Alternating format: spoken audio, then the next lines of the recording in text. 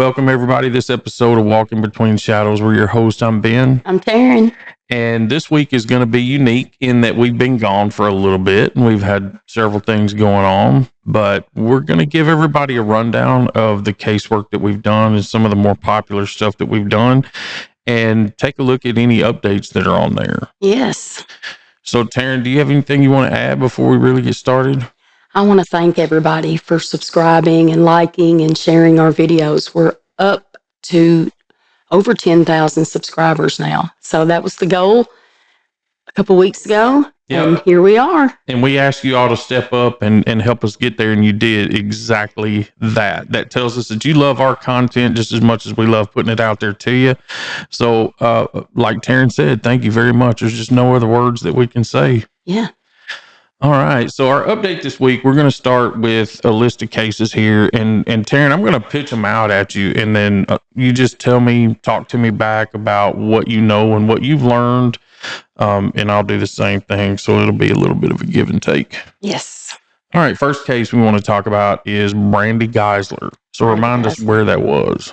So Brandy Geisler was in Middle Tennessee, I believe. Mm-hmm. And this lady was a mother of 5. And was tossed out on fire on the side of the road. And since then, and this was in 2022 when this happened, mm-hmm. There has been no updates on this. I'm blown away by this. I do ask y'all to go back and check out that video. I believe it was called Tossed in the Fire, mm-hmm. and it was about Brandy Geisler. So I have spoke to some of her friends and family members, and at this time, there are no updates. It's another one of those cases where it seems like law enforcement's just not that interested. Just not that interested. Brandy had a rough life and was in an abusive relationship with her partner. Yeah. And it just seemed to have fallen. She seemed to have fallen through the cracks. Well, Taryn, there were a lot of things that we, read and studied about this case early on that it really led us to believe this thing could go so deep with drug ties and, trafficking and everything. Yes. Who was this that she was associated with? They burn her on the side of the road. And in fact, after we put that video up, her partner decided to comment and email us. Mm-hmm. So, that was interesting. Have you heard from anybody else since? Her son, who has let me know that he does not live with his father. He is with his grandmother. And since then, that's it. I believe I may have heard from, that's it, I believe, on her. Yeah. All right. Well, again, that was Brandy Geisler. Go back and take a look at that case. Mm-hmm. And again, we'll tell everybody, if you know something, if you think you know something, please reach out to authorities or heck, email us. You'll see our email at the end of the podcast. Yeah. So the next case kind of strikes close to home. Richard Albright. Yes. That was my cousin that went missing in Ohio around Columbus. That was in February of last year, mm-hmm. of 2023. He was found in a creek close by to where he was living at the time. And it seemed like it would be foul play. That's what everybody was thinking at the time. Mm-hmm. They did an autopsy on him and found out that it was kratom overdose. Yeah, and at the time, you and I had not even heard of that. Well, I've heard of it, but not much. It was something I've just heard of very little. Mm-hmm. So I know with kratom, it's supposed to be used as like a over-the-counter comfort medicine for people that are coming off of opiates. Mm-hmm. Supposedly gives like a boost of energy. Mm-hmm. And I believe they sell it like at vitamin stores and health stores. Vape shops, yeah. And vape shop and even gas stations. So, yeah it's pretty dangerous. All right, so as long as I've been a part of the marijuana and cannabis industry, I've never dealt with anything that had to do with kratom. No. And it's a plant extract, right? I believe so. Yeah. I believe it is a plant extract, and if you're going to use this stuff, y'all, please be careful. Yeah. I mean, this is just like with Rick. Mm-hmm. It's dangerous. And he was trying to come out of a dark time in his life and get clean. And he was falling back on this kratom to get him through those hard times, and it did the reverse. Yep. So, all right. So, again, keep your eye out for kratom. Be very careful with that stuff. Yeah. You never know what you're getting in some of those stores. You never know what you're getting in a lot of stores. Mm-mm. You know, these places where you get gummies and, you know, they're supposed to be THC or it's kind of like THC, and it just doesn't, it's not the same. Yep. It's not the same. So the next case in the list is Evelyn Boswell. Yes. This case was out of East Tennessee. Her mother, this was a 15-month-old little girl that was asphyxiated, found in a trash can with aluminum foil stuffed down her throat and around her head, upside down. It distorted her whole entire face, this little baby. Her mother had put her there. And we've watched this go on for years. I believe this happened in 2020 as well. And at this time, we're just waiting for a trial. He did go back. Megan Boswell did go to a hearing for a change of venue in March. I believe it was the 24th of March of this past year. So the 24th of 2024.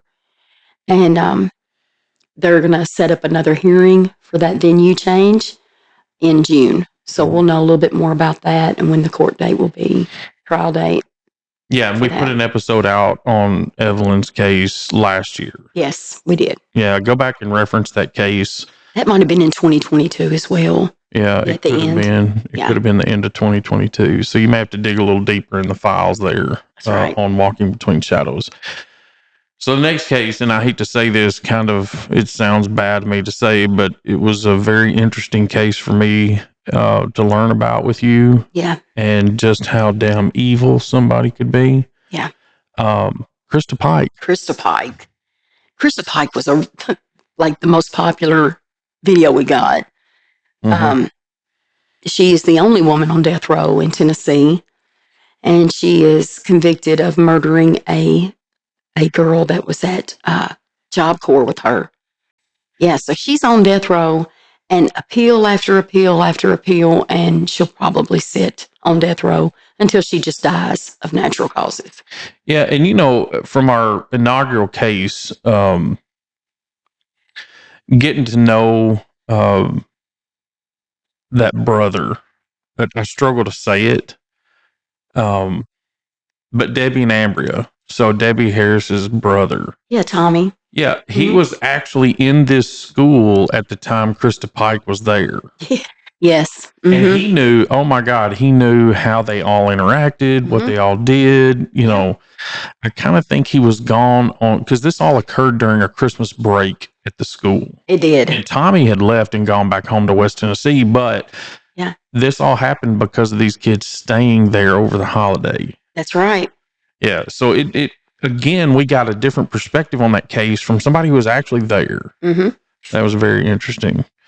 Again, go back and check out Christa Pike, Tennessee's only and probably cruelest woman on death row. Yeah, you say that, but, you know, I've seen a lot worse.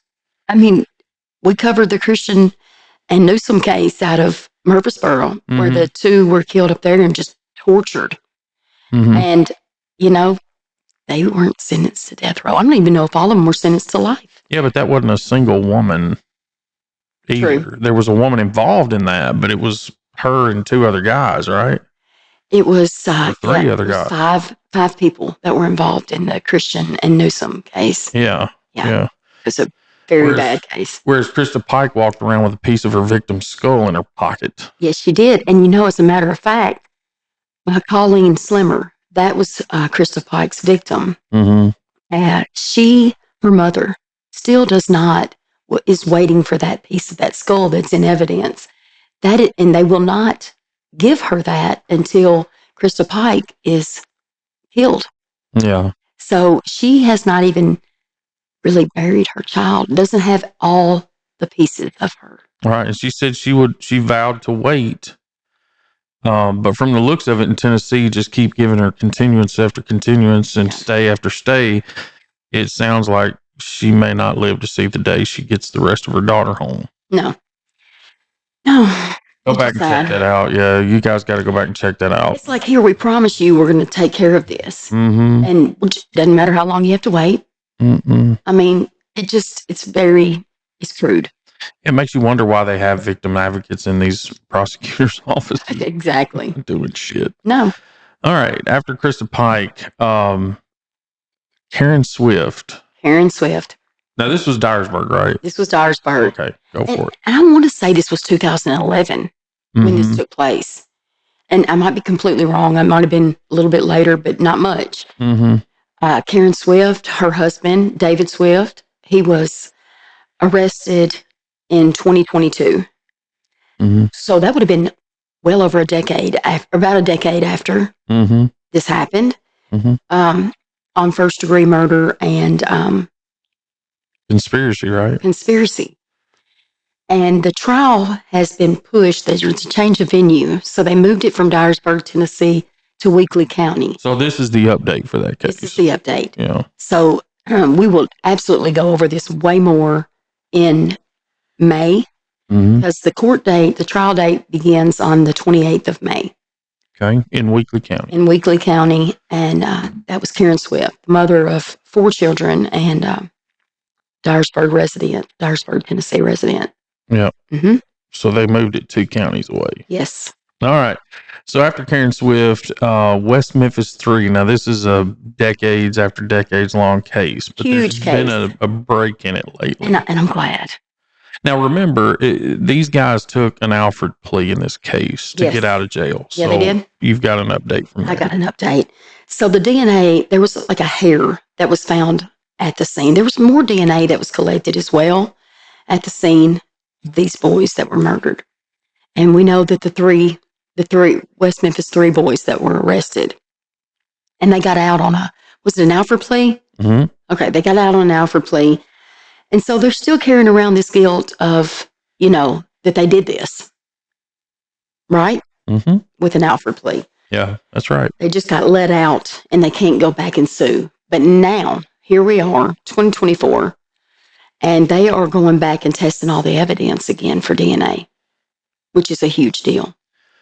Now, is this hair something that's always been in their custody and they've just kind of figured out how it fits into the puzzle? Or is this a result of technological updates? What do you think has caused this to happen? If you can remember, they did find this hair that was attached to one of the boys' shoelaces when they were hogtied. And it matched back to, it narrowed down out of all the suspects down to Stevie Branch's stepfather. Yeah. So I guess with further analysis, now we're in 2024, they can test a lot more. I mean, there's a lot better testing now. So we'll see what happens with that. I hope they come up with something on that one. All right. West Memphis 3. Gosh, that's a, 30, 40-year case now? Yes, it is. That was like in the 90s, wasn't it? It was the 90s. Yeah. Yeah. All right. So next on the list is Cayce McDaniel. Cayce McDaniel. Cayce McDaniel went missing in, was it 96? From Milan, Tennessee, from her home in Milan, Tennessee. Pete Hill was sentenced for that, or he pled out to an Alfred plea as well, right? That's right. Last year, or August of 2022. So it was like the anniversary of her going up missing. Yeah. So he pled out to this, and during this, plea, the agreement was that he was to lead to Cayce McDaniel's body. Yeah, allegedly. Right. And here Cayce was 14 years old. Still, here we are over a year later after this plea, and nothing. Right. So I do think that it's important for us to say that the prosecutor who alluded to that possibility through his language should do his damnedest to find that body. Well, this is such a huge case in the area we grew up in that, there's rumors like crazy. Sure. And it would it would absolutely calm those rumors for Cayce's family. Yeah. And they deserve that. Yeah, and Alfred plea's not closure. I'm sorry. It's just not. Mm-mm. And they deserve that. Yeah.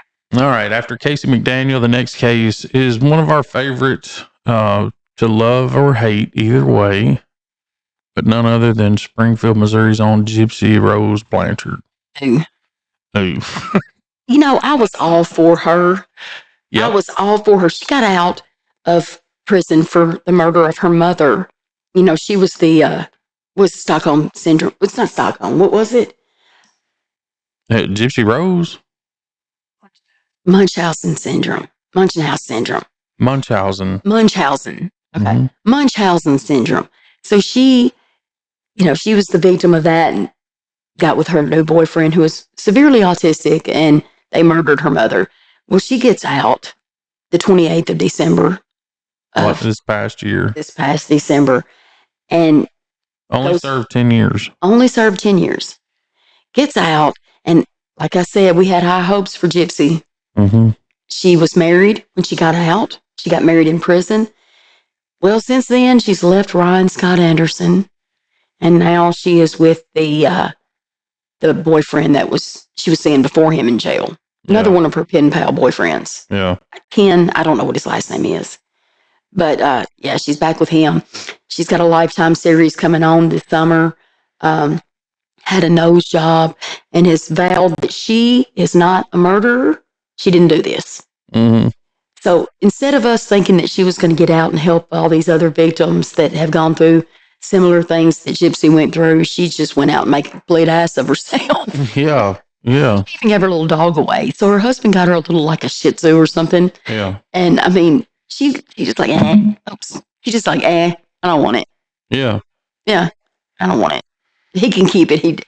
The dog likes him better than me anyway. Well, what kind of person are you? Yeah, exactly.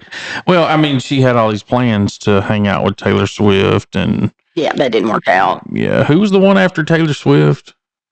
It was Kim Kardashian. Yeah. Oh, Lord. Taylor Swift's favorite person. Uh-huh. Yeah. Well, obviously, if one bitch wasn't good enough, another was. Right. Yeah, and that's the thing that really bugs me about it is she has an opportunity to help people in a big way. Sure. And really bring in a lot of money to fund those types of projects. And that's never been on her radar, I don't think. No, she don't give a shit about that. No. That got to do with her.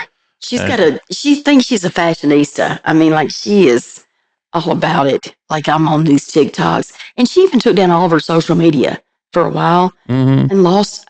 And from my understanding, she lost like 1 million or over 1 million followers, which is money. I mean, that's money. Yeah. And somebody stole her account information or something. So she can't even get, oh well. Oh well. And these people that get underneath her and call her mother. Mm-hmm. And yes, queen and slay queen. Mm-hmm. She did, her mother. Yeah. She did slay her. Yeah. So, I mean, she's not going to admit that. No. She's not going to do what. And until these people that just think she's amazing stop their shit. Yeah.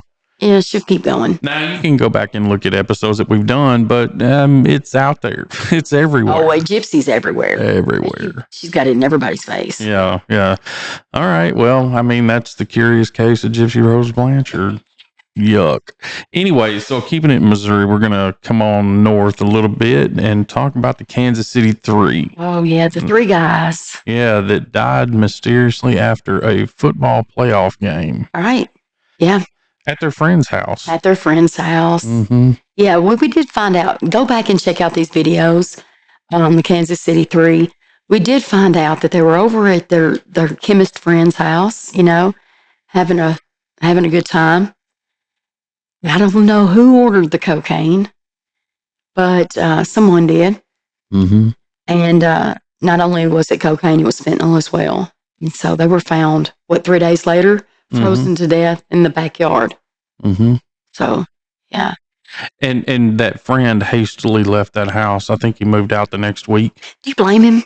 Not at all.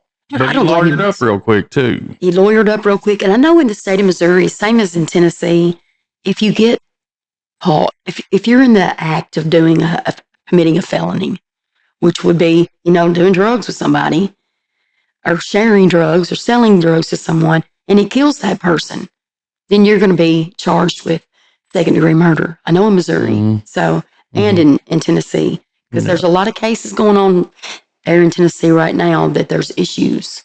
So has there been anything announced about this case in Kansas City that there's any kind of court hearing or anything? As of right now, I do not know that. I don't think so. Yeah, I don't either. I don't think so. I think it's still, the lawyer is still holding out until, and just like, we talked about, the friend that lived, he might have not been the one that supplied it. It could have been one of the ones that passed away. Well, no, it wasn't only that, but remember they talked of a fourth guy or fifth guy that had been there? That's right. Yeah, so it'll be interesting when they do finally come out with some sort of statement about it or something. And that was in January of 2024. Yeah. Yes, when we had that cold snap here. Yep. In Kansas City, so. Yeah, and it had snowed that night. Yeah. Yeah, it was so cold. Yeah.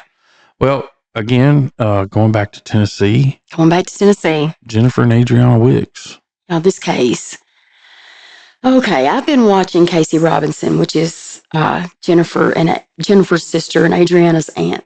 And we covered this case about a month ago, not quite. It was on the 20th anniversary of the disappearance of Jennifer and Adrianna. So go back and watch that so you can get, up to date on that. But so there was a search warrant that was executed on Joey Benton's property, who was Jennifer's boyfriend, and where Jennifer and Adrianna were living at the time when they went missing. And it was executed for Joey Benton's father. He had lived on that property the same time that Jennifer and Adrianna did as well. This was not for Jennifer and Adrianna. Unfortunately, this search warrant was not. We thought maybe before and hoped maybe before it was, but it wasn't. It was so Joey Benton's father got charged with some domestic violence charges and explosive charges. So when they go on this property, Jennifer and Adrianna's family's so excited. They didn't know what was going on. They're out there with cameras and they're waiting to see what's going on. And come to find out, they start seeing these SWAT trucks going somewhere. They end up going to a landfill and letting these explosives detonate, had to let them out. Yeah. So that's what happened with that. But there was a picture that was found during this time that they were searching this property. And it was of a minor that Joey Benton's father was sexually abusing. So there was a picture, and it was a 20-year-old picture.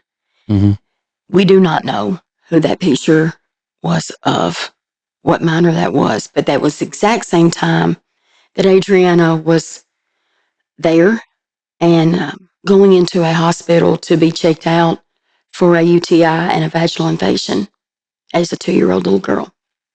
So it makes you wonder what was going on. Yeah. Yeah. Sick folks. Yeah. All right. Keeping it in Tennessee, we're going to move back west to Saltillo. Yes. The Brashers. Yeah. And this was a set of grandparents. Yes. Yeah. Yeah. So when we covered this about a month ago, over Christmas, these two grandparents had custody of their grandson, Carson Brasher, 3 years old. And the grandmother was charged with first-degree murder. Am I right on that? Yeah. Oh, yeah. And the grandfather was charged with second? Or was it neglect? His charges were second and neglect. Failure to protect the child. Right. And he's the one that had custody. Right. So come to find out, it was not, we didn't know if maybe they had starved him or, just neglect. But it was physical abuse. Yeah. He was being beaten. Over Christmas, 3 years old, past grandparents. Yep. Heartbreaking. Wound up dying as a result.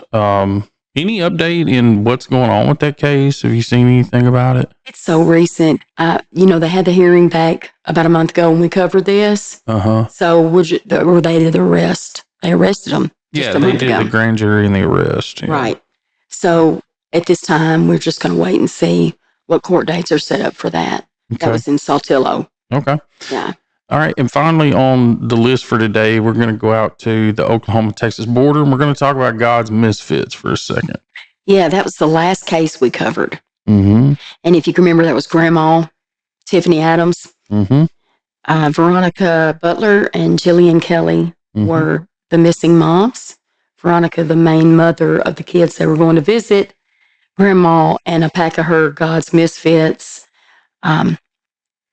murdered them. Kidnapped and killed. And killed. And my understanding, I was watching Nancy Grace, and she usually gets it right on point.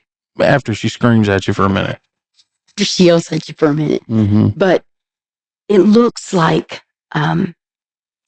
these two women were beat and put into a 10-foot hole and buried alive. Mm-hmm. Concrete, dirt on top of them, and hay. Mm-hmm. There was a fifth arrest that was just previously, just like in the past week, maybe, they made a fifth arrest, and that was Paul Grice that that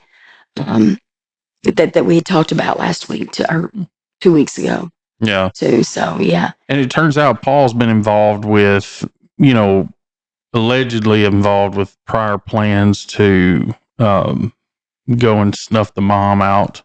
Yeah. He's actually been on trips with Grandma. Really? Yeah. So it'll be interesting to see when this goes to court because, they're pretty well all caught. They've got everything. They've admitted to it. Yeah. They've admitted to it because they believe that's their beliefs. Yeah. They believe that this mother that Veronica allowed her children to be abused. Yep. And that they were just taking care of it the way that they believed. Eye for an eye. Yeah. You're not going to hurt these kids anymore. And I have a high doubts that anybody ever messed with those kids. Right. I'm not saying it didn't happen. I just don't prove it. Yeah. Prove it. Well, again, God's Misfits was the most recent case that we covered in any kind of detail. But that's it for the list for today. And I just want to encourage everybody to hit like and subscribe. And don't forget to smash that notifications bell so you see new content as we deliver it. Thank you again for helping us hit that 10,000 mark. Mm-hmm. And the next stop at the train station will be 100,000. Yes. Yeah. So again, don't forget to like and share, hit that notifications bell, share with anybody and everybody, and leave comments. If there's something you guys would like to see us do, leave a comment and let us know. Ultimately, it's our decision of what we cover, but we'd like to hear from you. Yeah. So thank you for tuning in for today's episode. And again, we're your host. I'm Ben. I'm Taryn. And we'll see you on the next Walking Between Shadows. Bye.